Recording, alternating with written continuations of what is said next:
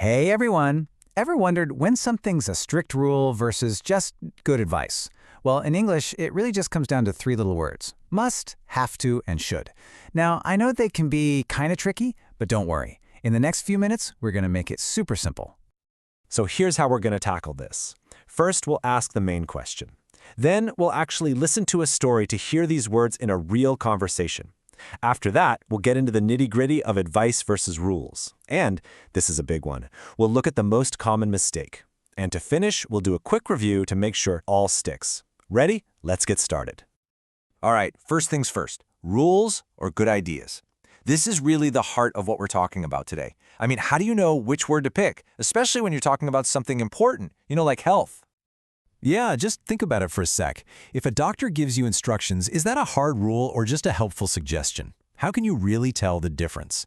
The best way to figure this out is to hear it for ourselves. So let's listen to a little story that's going to make everything perfectly clear. Okay, it's story time. I'm going to read out a short conversation between two people. As you listen, just keep an eye on the words that are highlighted on the screen. Here we go. I had an appointment with the doctor this morning. She said I must rest for a few days because my injury is getting worse. That sounds serious. Did she say if you have to take any medicine?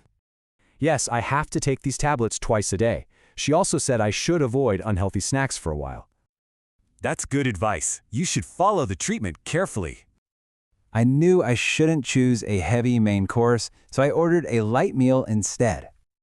That was smart.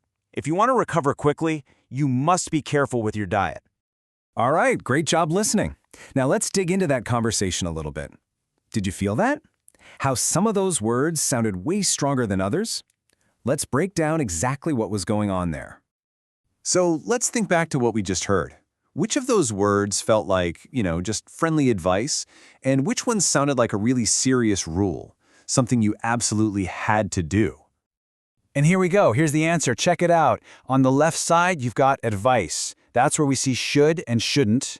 Those were the good ideas, the suggestions. And then on the right, under obligation, we have must and have to. Yep, those are the non-negotiable, hard and fast rules. Okay, so let's lock this in. We use should and shouldn't when we're giving advice. It's just a suggestion, right?